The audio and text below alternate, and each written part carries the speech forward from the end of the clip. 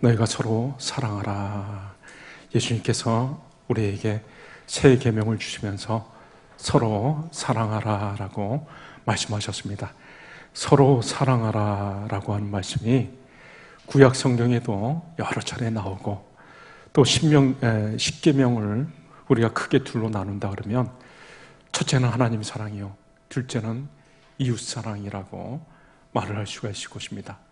성경 곳곳에, 구약 성경 곳곳에 사랑하라 라고 하는 것이 나오는데, 예수님께서는 왜 새삼스럽게 서로 사랑하라 라고 하면서 새 계명이라고 말씀하셨을까요?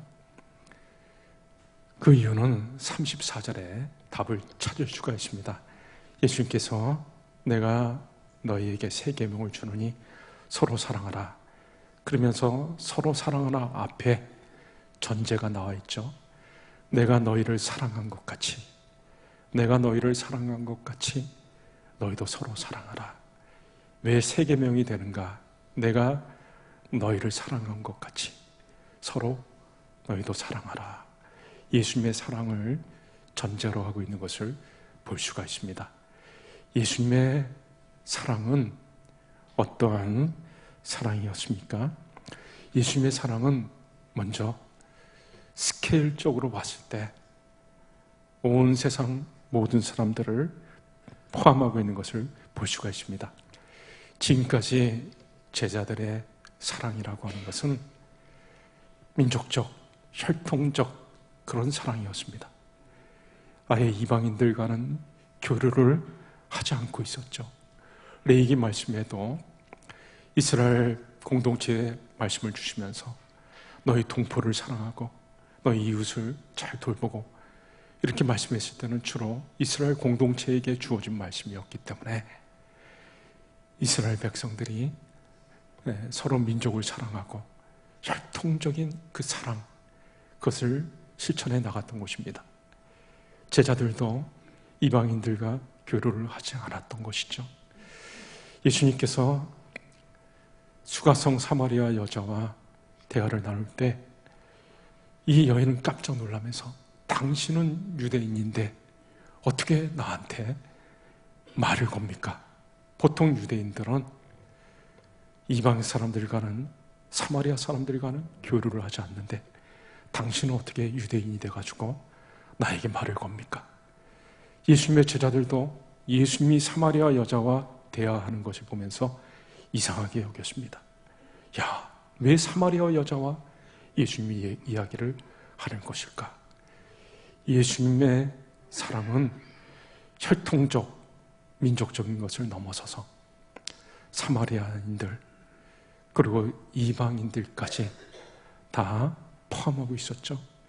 예수님이 누가 진정한 이웃인가라는 것을 말씀하면서도 제사장도 이웃이 아니고 레위인도 참된 이웃이 아니고 오히려 선을 행했던 선한 사마리아인, 그 사람이 진정한 이웃이다라고 말씀을 해 주셨습니다.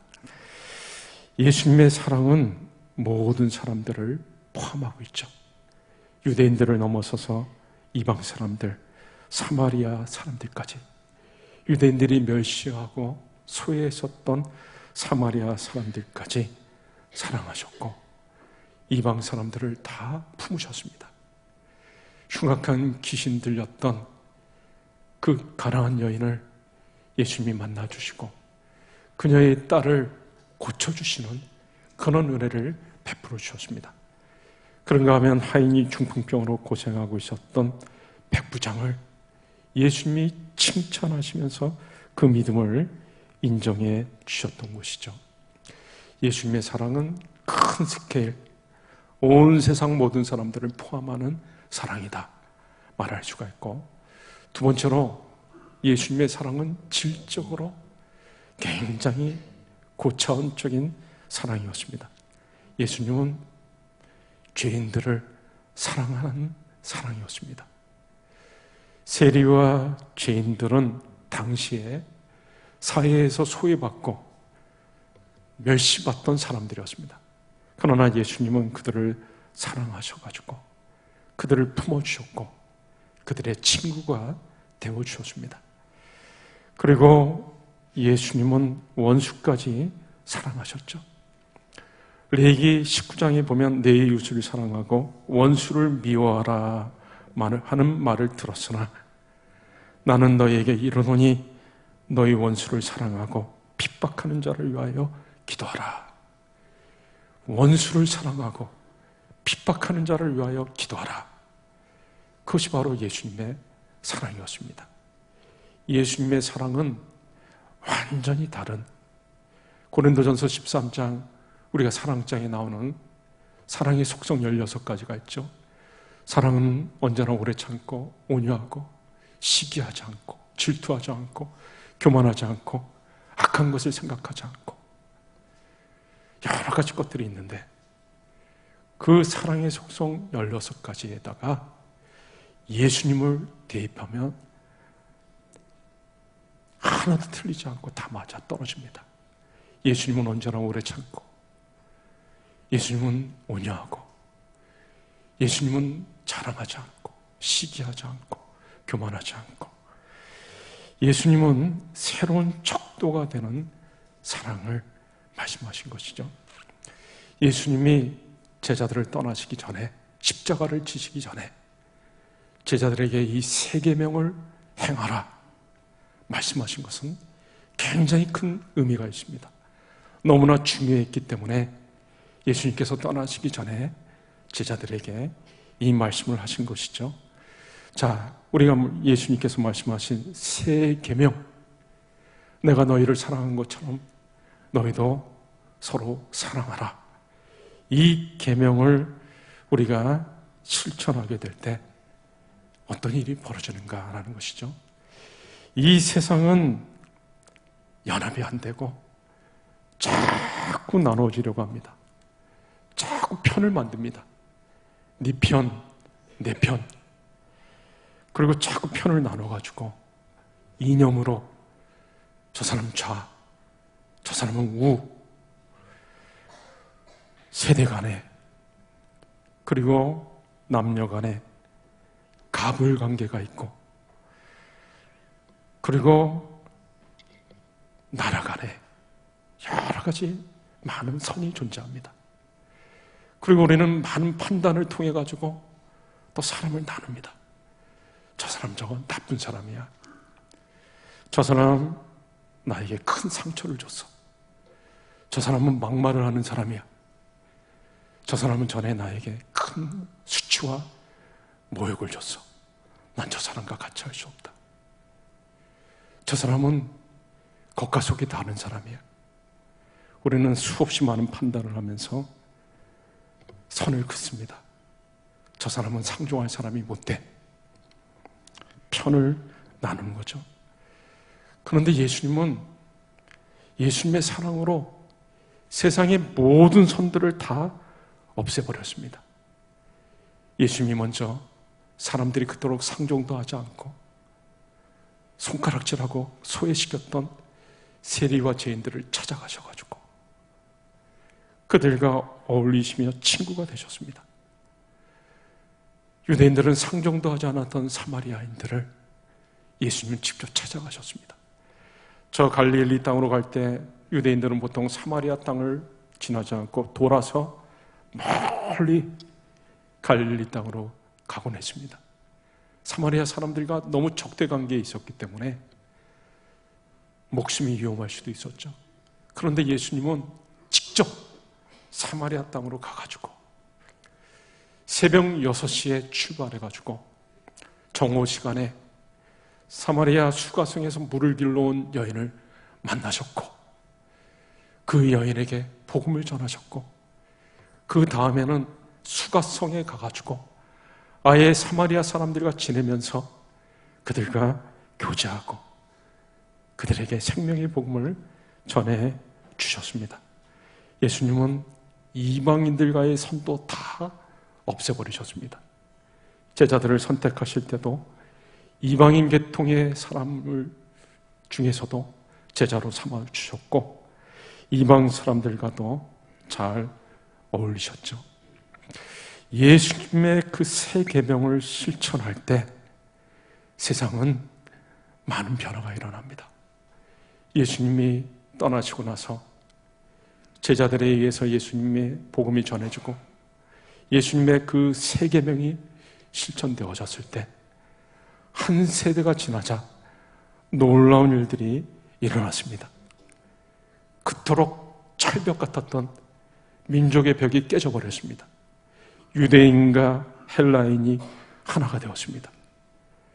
그리고 예수님 안에서 신분의 벽이 깨져버리고 말았습니다.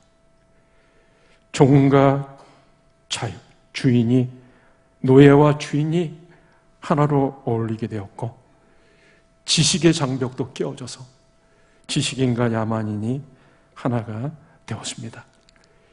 예수님의 사랑이 실천되어지는 곳에 모든 것이 다 허물어지고 모든 성과 벽이 깨지고 온 세상이 하나로 연결되어지는 것입니다. 우리나라 초대교회라고 할 수 있는 승동교회는 참으로 굉장히 큰 좋은 자산들을 가지고 있습니다. 그곳에서 독립운동이 많이 일어나기도 했었던 것이죠. 그런데 더 의미 있는 것은 그 승동교회가 놀라운 일이 하나 있었는데요. 그것은 박성춘이라고 하는 사람이 승동교회의 초대 장로가 된 것입니다. 이 박성춘이라고 하는 사람은 어떤 사람이었는가 하면 조선시대 때 백정이었습니다. 백정은 여러분들 어느 정도 아시죠? 조선시대 때 가장 천한 7직종이 있었는데 가파치 같은 동물 가죽으로 철을 만드는 신을 만드는 가파치, 그리고 백정, 7가지 천한 직종 중에서도 백정은 가장 천한 사람이었습니다. 동물의 피를 만지면서 일을 했던 사람이었기 때문에 가장 낮은 대우를 받아가지고 백정은 인구에 집어넣지도 않았습니다. 적에 집어넣지도 않았고, 그리고 거주 지역도 제한시켜가지고 어디 바깥으로 나가지도 못하게 했습니다. 결혼해도 상투를 올릴 수가 없었고 갓을 쓰는 것도 금지되었습니다. 한마디로 얘기를 해서 백정은 사람 취급을 받지 못하는, 존재는 하지만 존재하지 않는 사람과 다를 바가 없었던 것이죠. 그런데 이 사무엘 모 선교사님이 이 교회에서 복음을 전하면서 천민들을 상대로 복음을 많이 전했습니다. 그래가지고 그 백정 박성춘이 이 모 선교사님의 복음 전하는 것을 듣고 그 교회에 등록하고 자기가 은혜 받고 나서 자기 가족 식구들도 같이 세례를 받게 되었습니다. 그러자 그 교회에 양반들이 많이 출석했었는데 사무엘 모 선교사에게 우리는 백정들과 같이 예배를 드릴 수가 없습니다. 우리들을 위해서 앞에 양반들 자리를 좀 마련해 달라고 사무엘 모 선교사한테 이렇게 제안을 했죠. 그때 사무엘 모 선교사님이 예수 안에서 양반과 천민이 구별이 있을 수 없습니다. 그 말을 단호하게 거절했습니다. 불만을 품고 양반들 중에 몇 사람이 떠났다가 나중에 또 다시 교회가 합쳐지기도 하고, 그런 가운데서 교회가 은혜 가운데 성장해 나가고, 총회에서 장로 한 사람을 선출할 수 있도록 허락을 받아가지고 장로 한 사람을 선출할 때, 공동회의 때 이 사무엘 모 선교사님이 이렇게 말을 했습니다. 여러분, 세례받은 지 1년 이상 되었고 나이가 만 30세 이상 된 사람은 누구나 장로 될 자격이 있습니다. 기도하면서 일꾼을 뽑아주시기 바랍니다. 그래서 성도들은 기도하면서 투표를 했습니다. 놀라운 것은 그 많던 양반 중에 한 사람도 당선이 되지 않고 백정이었던 박성춘, 이 박성춘이라고, 백정은 이름도 없었습니다. 이 사무엘 모 선교사님이 박씨 불렸던 이 사람에게 봄처럼 따뜻한 사람이 되라 해가지고 이름을 성춘이라고 붙여 이름도 지어준 것이죠. 백정 박씨, 박성춘이 승동교회 처음으로 장로가 된 것입니다. 이거는 우리나라 5천년 역사상에 정말 센세이션한 개혁에 해당되는 놀라운 사건이었던 것이죠. 백정이 장로로 피택된 것도 놀라운 일이지만 그 백정을 장로로 뽑아준 승동교회 교인들도 대단한 믿음의 사람이다라고 말을 할 수가 있습니다. 예수 그리스도의 사랑이 실천되어지는 곳에 계급, 신분, 이런 장벽과 선이 다 없어지는 것입니다. 제가 전에도 한번 말씀을 드린 적이 있었는데요. 독일에서 제일 존경받았던 세계를 또 움직이는 그 여인 중에 가장 영향력이 있었던 메르켈이라고 하는 총리, 여자 총리가요, 많이들 동독 사람으로 알고 있는데 동독 사람이 아니라 메르켈 총리는 서독 사람이었습니다. 베를린의 장벽이 쳐져가지고 동독과 서독이 구분되어주는 이 큰 장막이 쳐질 때 메르켈의 아버지였던 서독의 젊은 목사님이 자기 어린 딸 메르켈을 자기 등에 업고 무등을 태워가지고 남들은 다 동독에서 서독으로 넘어오고 있을 때 그 동독 땅에 목회자들이 없을 것을 생각하며 자기는 동독에 가서 복음을 전하겠다. 서독 사람이었던 메르켈의 아버지가 어린 딸을 얻고 동독으로 넘어가서 그곳에서 목회 활동을 하였던 것입니다. 예수 그리스도의 사랑은 모든 장벽을 넘어서는 것이죠. 여러분, 저와 여러분이 언제나 하나님을 떠나지 못하고 늘 하나님 앞에 나아오는, 하나님 앞에 귀의하는 이유가 무엇입니까? 하나님께서는 저와 여러분을 향해서 계속해서 수백 번, 수천 번, 수만 번을 참고 기다리시고 용서해 주시고 그런 사랑을 베풀어 주시기 때문에 저와 여러분들은 항상 우리 하나님 앞에 다시 나아가게 되는 것입니다. 잘못된 길로 가다가도 하나님의 사랑, 그 사랑 때문에 다시 하나님 앞에 나아가게 되는 것이죠. 마치 자식이 부모에게 복종하는 것과 같은 것입니다. 박사 학위까지 받은 아들이 초등학교도 못 나온 어머니에게 꼼짝하지 못하고 그 어머니 앞에 엎드리고 어머니에게 절대 복종하는 것은 그 어머니가 자기한테 베풀어준 사랑, 그 사랑 때문 아니겠습니까? 여러분, 예수님의 사랑은 우리의 모든 판단도 다 허물어 버립니다. 우리는 수없이 형제를 판단하죠. 사람은 잘 변화되지 않습니다. 사람은 고쳐 쓰는 것 아니다 라는 말도 있습니다. 그만큼 변화가 되지 않죠. 진정한 사랑은 남을 바꾸려고 하는 것이 아닙니다. 우리가 자꾸 남을 바꾸려 하고 자기한테 맞추려고 하기 때문에 자꾸 다툼이 일어나고 싸움이 일어나는 것입니다. 예수님은 우리에게 비판하지 말고 판단하지 말고 예수님은 세리와 죄인들에게 찾아가셨습니다. 그리고 하나가 되셨던 거죠. 우리도 우리의 형제를 판단하지 말고 바꾸려고 하지 말고 고치려고 하지 말고 있는 그대로 받아야 되는 것입니다.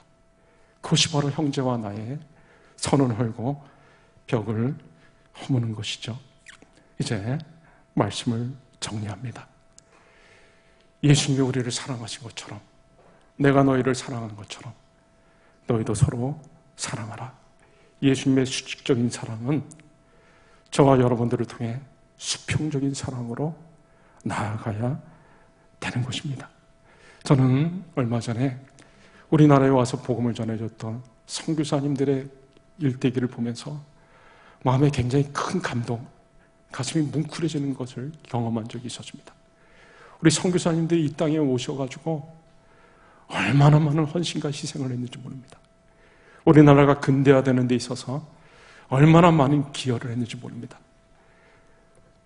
학식이 없었던 우리나라 사람들을 깨우쳐가지고 공부를 하게 하고, 의료 시설이 전혀 없던 곳에 병원을 만들어주고 병을 고쳐주고 그렇게 했던 것이죠. 제가 이 조선시대 때 그 한 사진 하나를 보게 됐는데요, 한 어린 소녀가 누워있고 그 옆에 허연 것이 이렇게 잔뜩 쌓여있는데, 마치 제가 보기에 그림에는, 사진에는 도라지같이 이렇게 허연 것이 이렇게 잔뜩 쌓여있는 겁니다. 그게 나중에 보니까 도라지가 아니고 그 누워있는 어린 소녀 몸에서 나온 기생충이었던 것입니다. 무려 1063개나 되는 기생충을 구바울 선교사님이 그 어린 소녀의 몸에서 1063개 되는 기생충을 다 빼낸 것입니다. 마치 도라지처럼 큰 기생충이 한가득이 쌓여있는 거죠. 그 아이가 물론 목숨을 잃었습니다. 그렇지만 구바울 선교사님이 우리나라 사람들이 기생충으로 죽는 사람이 더 이상 있어서는 안 되겠다, 기생충 박멸하는 일들을 앞장서가지고 이제 우리가 기생충으로 죽는 사람이 없지 않습니까? 더 이상 회충으로 인해서 죽는 사람이 없는 것은 우리 선교사님들이 우리를 위해서 그렇게 노력해 줬기 때문에 그런 것입니다. 도산안창호 선생님의 스승이었던 민노아 선교사님은 우리나라 이 찬송가, 찬송시를 굉장히 제일 많이 쓰신 분입니다. 이분이 선교를 할 때 조선 사람이 묻습니다. 선교사님은 그 좋은 나라, 그 좋은 땅에서 매 이곳까지 오셔가지고 이렇게 생활하십니까? 그때 민노아 선교사님이 대답 대신 자기가 쓴 찬송가 96장 가사를 들려주었습니다. 예수님은 누구신가? 우는 자의 위로와 없는 자의 풍성이며 천한 자의 높음과 잡힌 자의 노임되고 우리 기쁨 대신에 예수님은 누구신가? 약한 자의 강함과 눈먼 자의 빛이시며 병든 자의 고침과 죽은 자의 부활되고 우리 생명 대신에 예수님은 누구신가? 추한 자의 정함과 죽을 자의 생명이며 죄인들의 중보와 멸망자의 구원되고 우리 평화 대신에 예수님이 누구신가? 예수님은 하늘의 영광스러운 보좌에 앉아 계셨던 분이 우리를 품어주시려고 이 땅에 내려오신 분이시다.